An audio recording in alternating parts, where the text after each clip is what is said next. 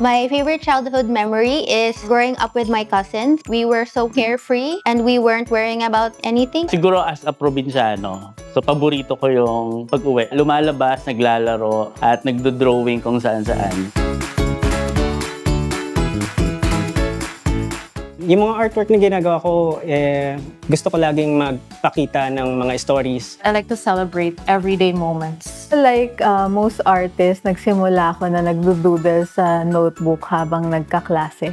Nagagaya ako ng mga illustrations sa comics, sa mga napapanood kong animated TV series, sa mga pelikula. What gives me sparks yung mga smiles na nakikita mo doon sa mga tao na tumitingin doon sa mga artworks mo. Being able to interact with my target audience gets me inspired. Knowing like how they interact with the pieces of art that me and my colleagues make, it's really very motivating. Noong unang taon ko sa pagtuturo, tumatambay ako sa library. Tapos, ginagamit ko yung children's book bilang springboard sa lesson. Tapos may kita ko, member of Ang Ink. Sabi ko, parang gusto ko ring maging miyembro ng Ang Ilustrador ng Kabataan. Pumupunta ako National Bookstore or any bookstores, lagi talagang binubuklat ko yung books. And fascinated ako dun sa mga illustrations. So, lagi kong tinitingnan sa likod kasi sa likod lagi nandun yung illustrator and writers. Some of them I idolize. So, sila yung nagsimula na mag-inspire sa akin to also make children's books. Ang Ink is the first and only organization of children's book illustrators in the Philippines. To be part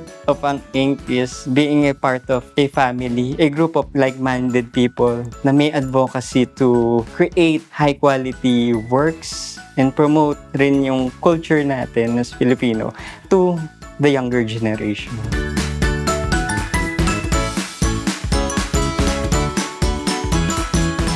Sa bawat suporta mo sa Hiraya Collection, may batang makakapag-aral. May batang magiging malusog at malakas. May batang mabibigyan ng pag-asa sa magandang bukas. Honored ako na maging bahagi nitong partnership between UNICEF and Ang Ink. It's always fun to see our art on things outside of books and paper. Kung ako yung makakakuha nun, makaka-receive ng mga ganong cards, matutuwa ako. So it's very nice to see it in the flesh, and like it's very exciting to be able to show it to people. This is something that not just looks great but also can help kids.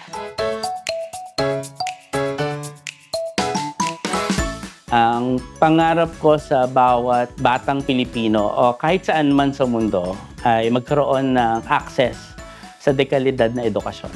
Ang wish ko para sa mga bata ay makapaglaro sila sa labas at magkaroon ng access sa public spaces, mga playground, parks, libraries, pero sana safe rin sila. Sana magkaroon rin sila ng place or family or even lipunan na matatanggap sila on who they are.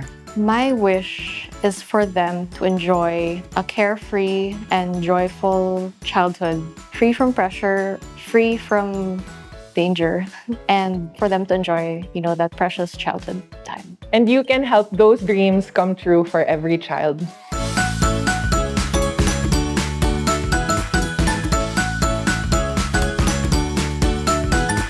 Visit the UNICEF Giving Shop now.